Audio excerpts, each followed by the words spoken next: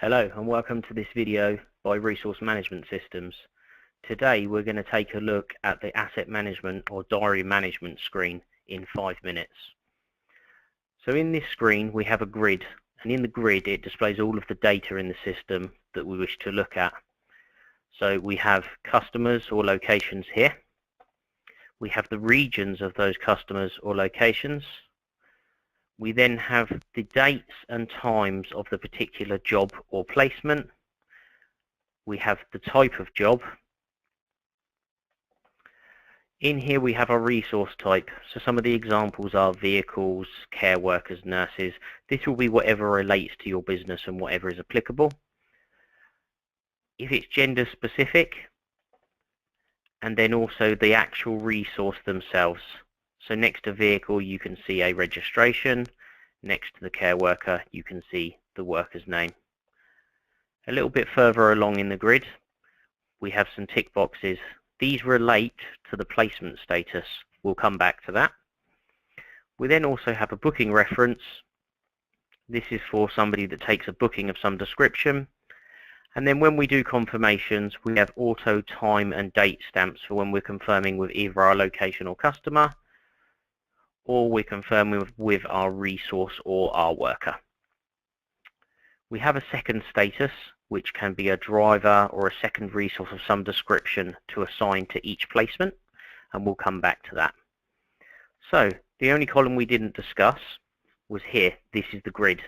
This is the placement status. The placement status is a three-pronged traffic effect. So when we add jobs to our system, they're red, nothing's happened with the job. When we confirm with our resource or confirm that that job is either in progress or been confirmed, then the status will turn to yellow. And then when we confirm back with our customer or location, then the status will turn to green. The buttons here act like filters.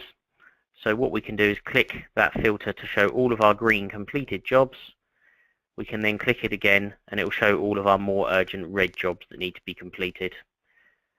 As we filter down, we've got all of the red jobs there. You can see that we're looking at page 100 of 668 records. So we'll change that to 1,000 records. And then what the system will do is show us all of the records that are red. It will then show us all that are yellow. It will then show us everything that is green also. Up here, where the little eye is, we have a filtering section. So if we want to look at the last 90 days or the last 30 days of work, but we only want to look at job types that are day shifts or day placements, we can simply select from the filter and drill down into the data to only show us the data that's relevant. If we only then want to look at day placements that are in the location of London Town, we simply add London Town as the region and it will drill down into the data further. If we then only want to look at the days by London Town by care workers, again we can just add that filter, and then we're only looking at care workers as the example. Remember, this system is built and designed so that you can do absolutely anything in the system. You can manage anything. And if I just take these filters off, you'll see some of the examples that we do have are for all different industries. So we have days, we have nights, fuel usage, tax, lunch breaks, early visits, mileage, anything you can imagine you can manage inside this system. Lastly, we have our green action buttons.